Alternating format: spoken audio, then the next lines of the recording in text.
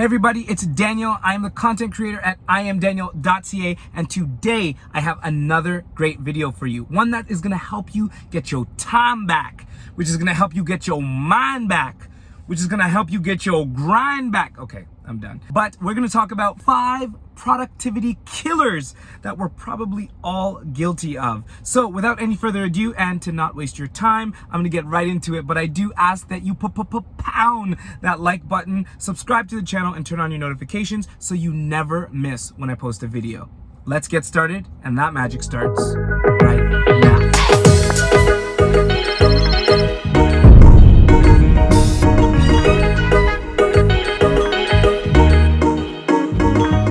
Productivity killer number 1, social media scrolling. You've heard it before. We're probably doing it right now as we're watching this video, unless you're watching it on your phone.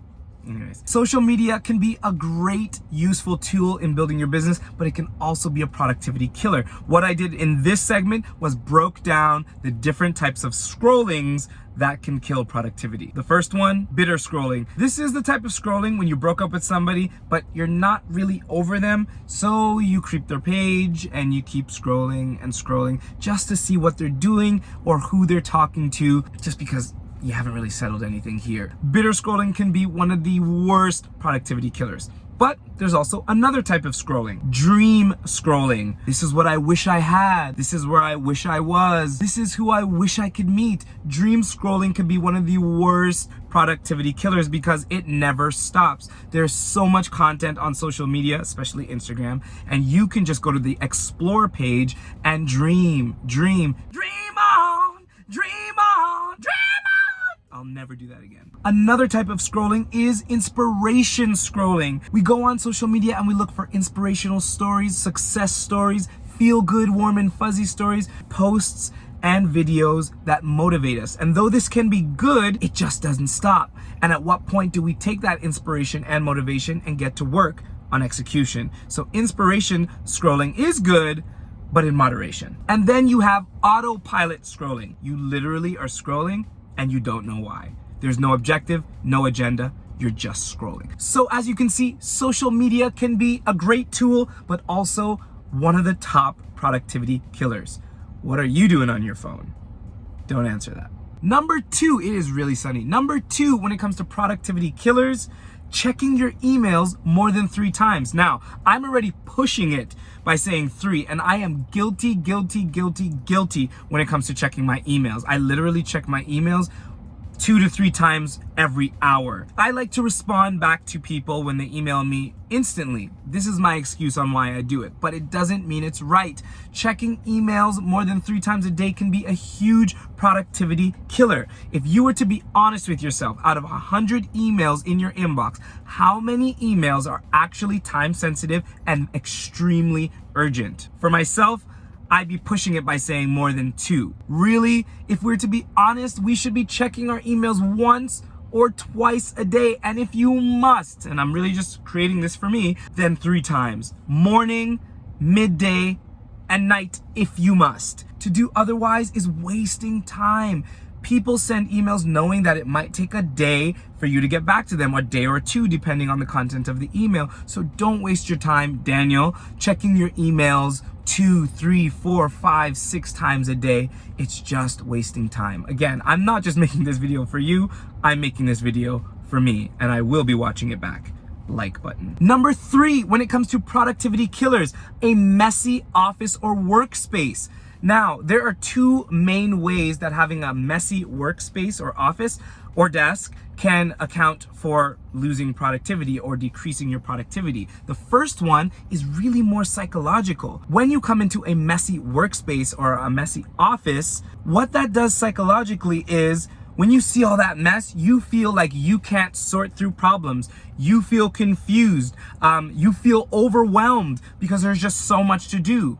Or is there? Your thoughts are all over the place. You find it hard to concentrate. These are some of the psychological setbacks that having a messy workspace or office can have on you. and me. Secondly is the actual setback that having a messy office or workspace has, which is you can't find anything, or it's not easy to find anything. When your office or your workspace is unorganized, finding something as small as someone's phone number, a contact's phone number on a stick-it note becomes a timely task, and this causes for lack of productivity. So clean up. Number 4, when it comes to top productivity killers, multitasking. Now, I must admit, contrary to my former belief, I used to think that if you were able to do several things at once, then do that because that is a superpower. But I take that back. Multitasking, in my opinion, is one of the worst things to do when you're trying to boost your productivity. How can you give half of yourself to multiple things and expect to do a qualitative job?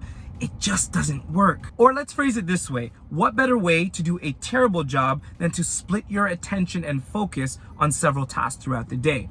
I'm a strong believer, or I have become a strong believer, in the Pomodoro technique, which is 25 minutes of focused work towards a task with a 5-minute reward or break, and then get back to it. Whether you need 2 25-minute segments or just one, you would be surprised how productive you can be when you just focus on one thing. Take a look at Jeff Bezos, who in my research I found out only sets out to accomplish 3 tasks for the day. Now, he's not all over the place. He might just segment that throughout the day, but it's 1, 2, 3, so that you can give your absolute best to one task at a time.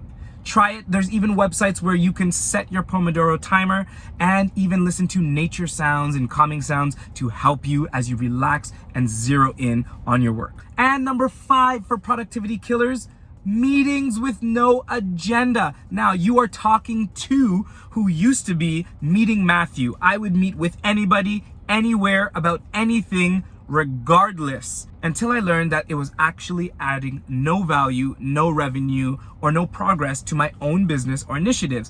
I had to put my foot down and ask the golden question: why are we meeting? Then I came up with these 2 conclusions. If I am not giving you value, or I'm not receiving value from us meeting, then guess what? We're not meeting.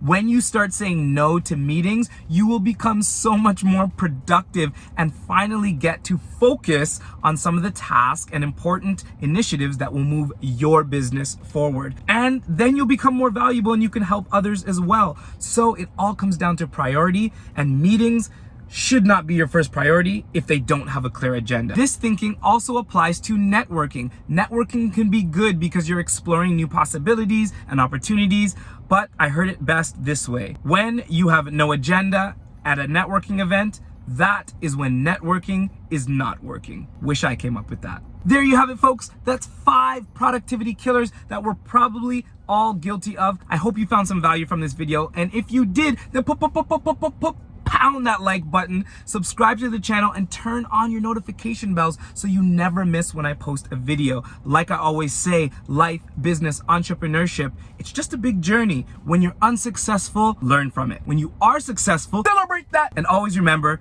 be adventurous and build honest. I love you guys, and I'll see you in the next video. Peace.